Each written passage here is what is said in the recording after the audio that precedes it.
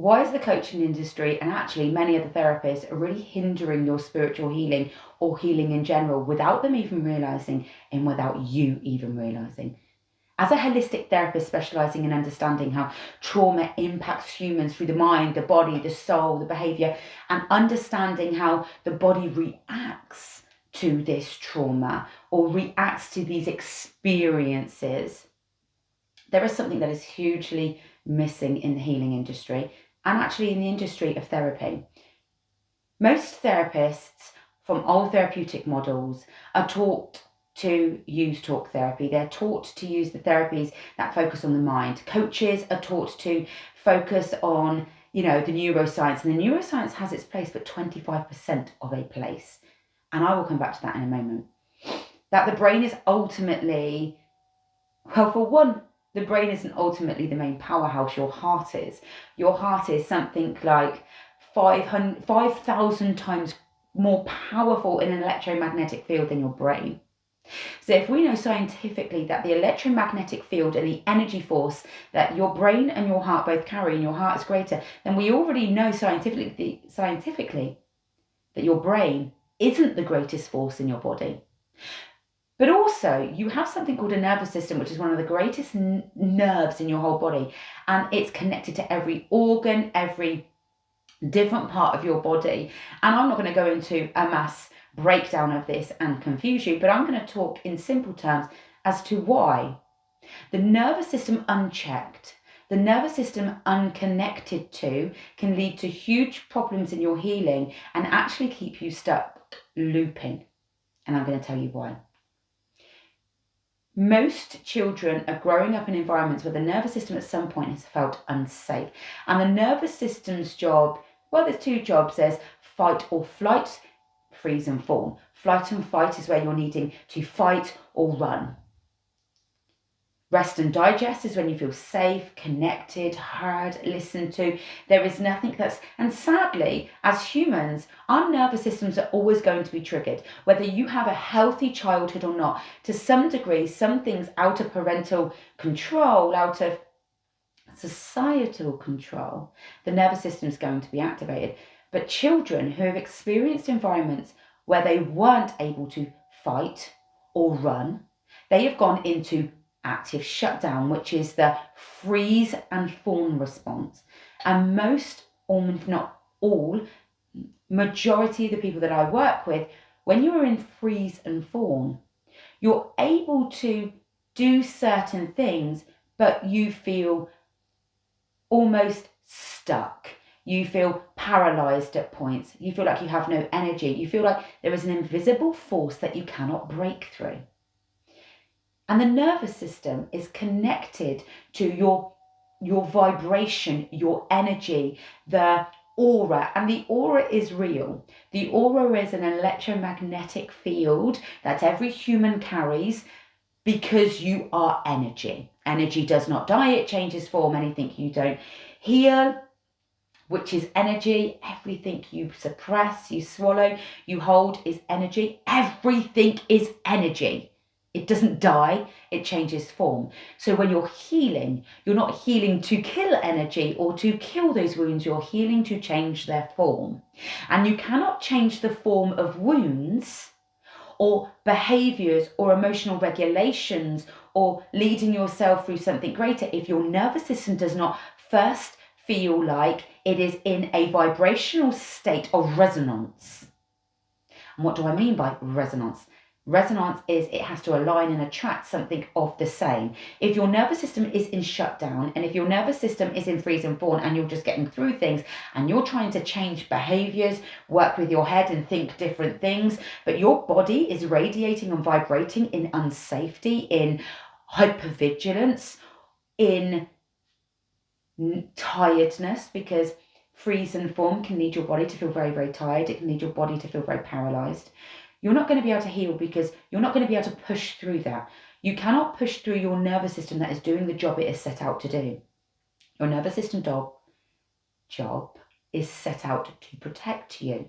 And at some point that protection has started happening and nobody has known and you haven't known, so you haven't been able to navigate it. So one of the first places that I ever start and I ever say to anyone, if you are on a healing journey that you need to start, is starting to recognize and sit with a nervous system that is on edge, a nervous system that is in shutdown. And this can be done through breath work. And people say, oh, breath work, all that BS and spiritual work, have real no scientific knowledge about what breath work actually does for the body. It is prana life force. It's so much greater than that. It changes the brain waves in the brain. It changes the vibrational energy that you hold, because every time you are breathing in a state that you are filling your body up with the prana life force energy, you are not coming from a state of, depending on the different places where we breathe, you can be coming from a state of hypervigilance,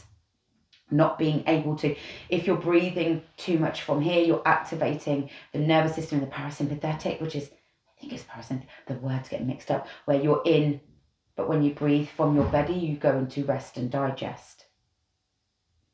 Needing to understand, and this is why for me, working with somatic work and working with polyvagal work truly helps me being able to, because help you tune into your body. Most people who are needing to heal do not know the body's needs.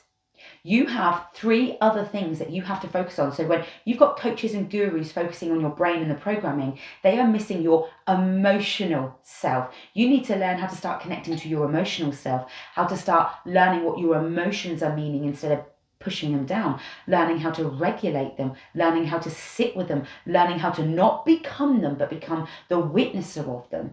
Then you have the behavioral part. What is your behaviors doing? But equally, the part of your body of what does it need? Are you hungry? Are you tired? Are you needing to give your body something? And people don't realize this when we go into behaviors. We are constantly living in behaviors that don't nurture self. And then you have your vibration.